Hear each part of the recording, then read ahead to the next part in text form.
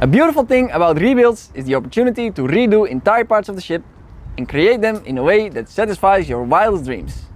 In this case, the heating system. My name is Gijs and this is my dad. And this is Schoener Tijgerhaai. We have recently started a major rebuild to get her ready for new adventures. And we're sharing the process with you.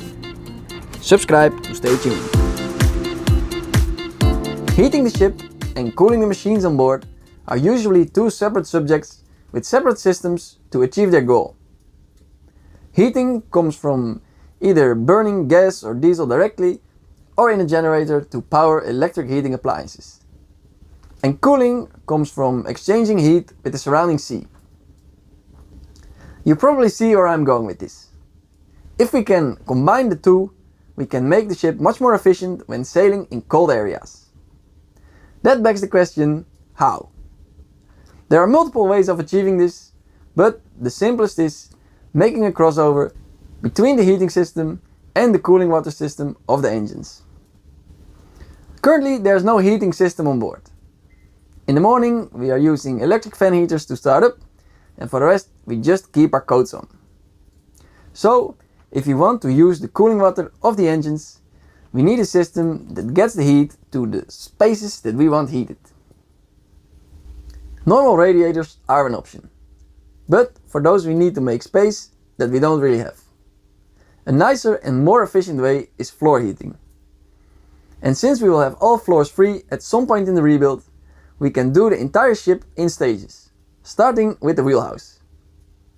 Before we dive deeper into that, I want to show you some other work that we've been doing in the past 2 weeks. The old chart cabinets that used to be in the saloon were still on board, be it dismantled and in the stores area. With a little modification, one of them fits neatly in the wheelhouse.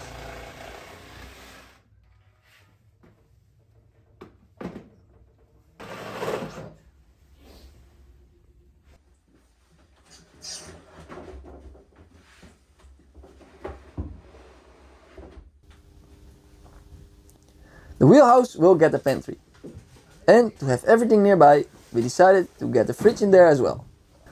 So I went on the internet and found the narrowest fridge out there, which fits neatly next to the chart cabinet, except when you open the door. That called for a more rigorous approach.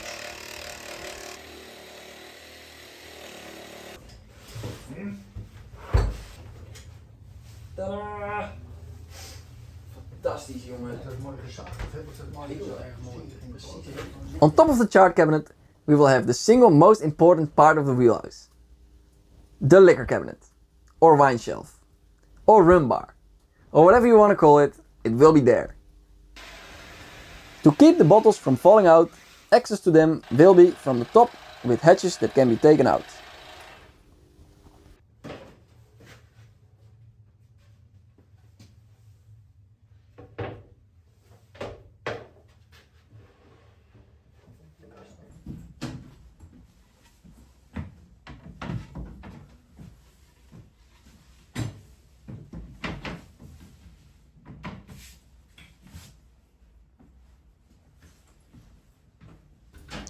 The space between the top of the chart cabinet and the top of the bar turned out to be a bit more than expected. So we decided to create an extra shelf for books, laptop, papers, etc. between the wine and the charts.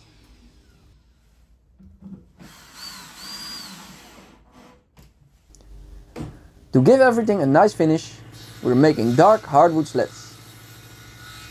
Buying new hardwood is expensive. Luckily, we still have a big plank of azobi or eki that I once caught with the propeller during mooring. Azobi is a very heavy hardwood that's not so easy to process. But it has a nice dark color when varnished, and with the right tools it's not that hard to get in the right shape.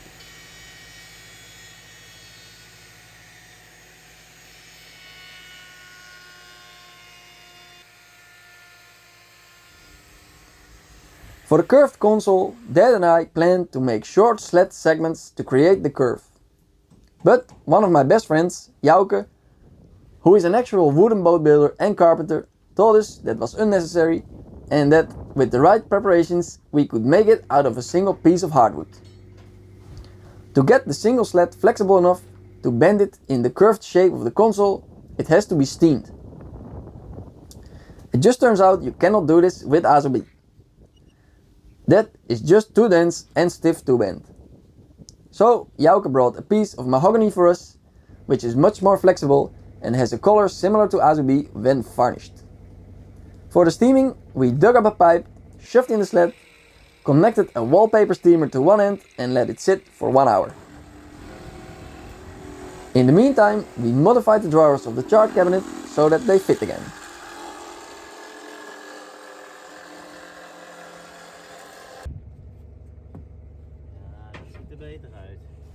And lo and behold, with a little power, the slat bended right in the shape of the console without breaking. Luckily, there's just one curve in the interior, so for the rest we can use azubi slats, which after a bit of varnish turned out like this.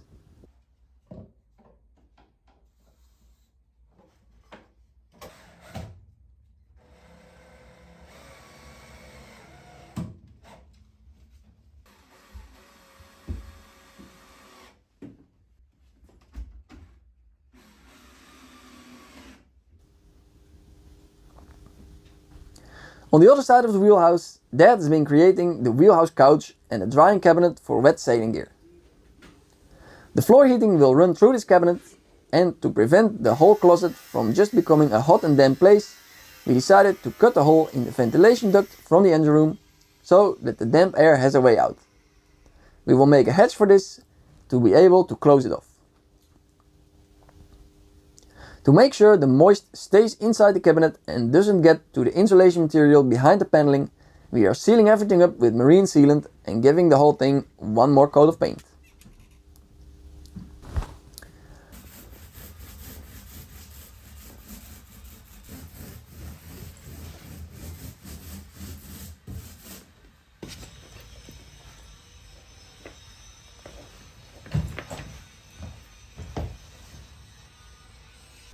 For the couch, we are reusing old plywood for the seat and leftover concrete plywood for the backrest and sides.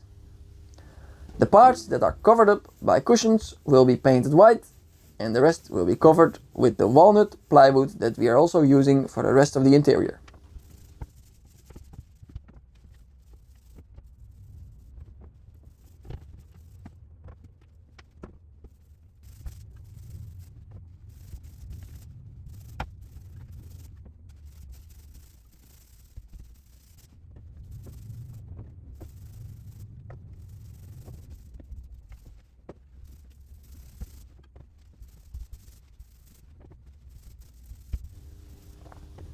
The couch has hinged seats and underneath there's a lot of storage space, which I'm sure we'll need.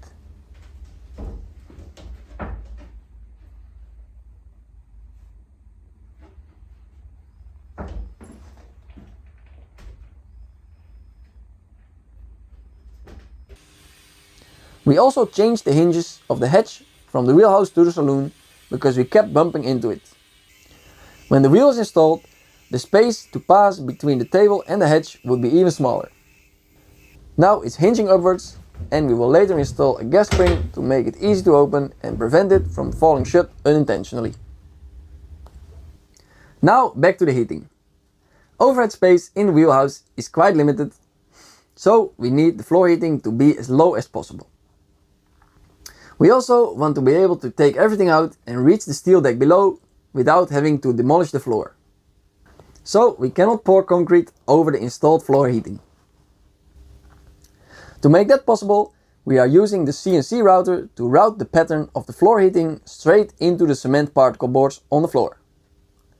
This way we can lay the top floor directly on the cement particle board and lose as little headspace as possible.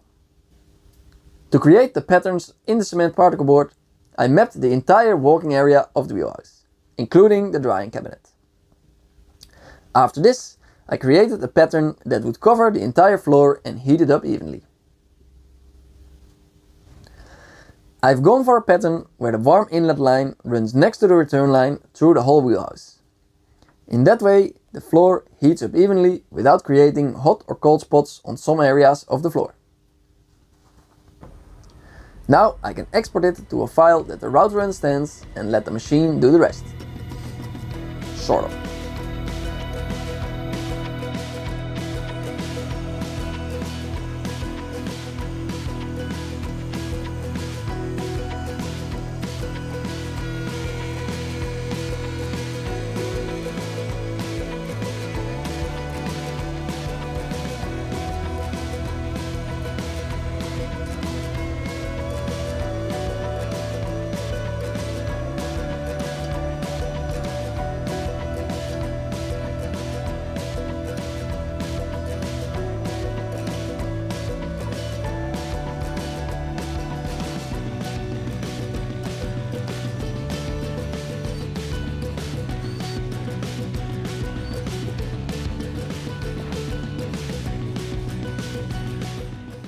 Doing this with a manual router would be near impossible.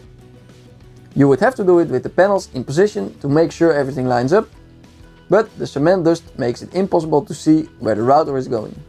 So I'm glad we have a CNC router that can do it better, outside and with the proper vacuuming of the dust.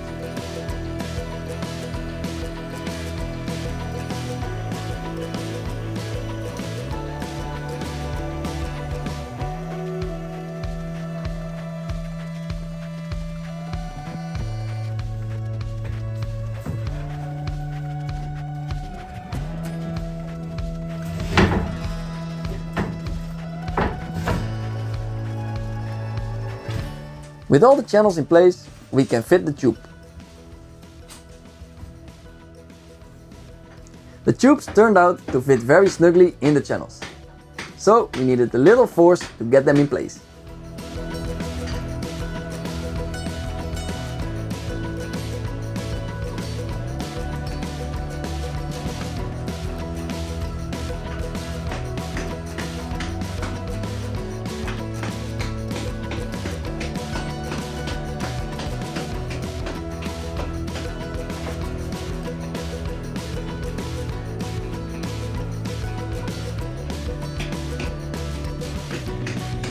Connecting the tube to the central part of the heating system and connecting it to the cooling water system we will do later when we start working in the engine room. We will use this technique for the rest of the ship as well. The other spaces will be much easier though, because there are not as much corners and frames to work around as in the wheelhouse. Because we are still walking around a lot here and we don't want to damage the tubes, we straight away install the top floor, which is made out of PVC and carefully selected to match the rest of the interior. Not too dark and not too light.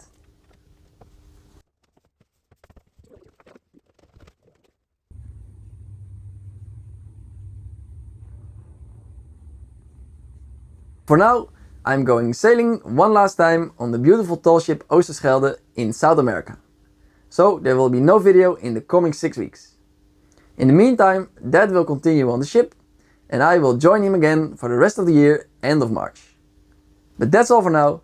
Thank you for watching and I'll see you next time.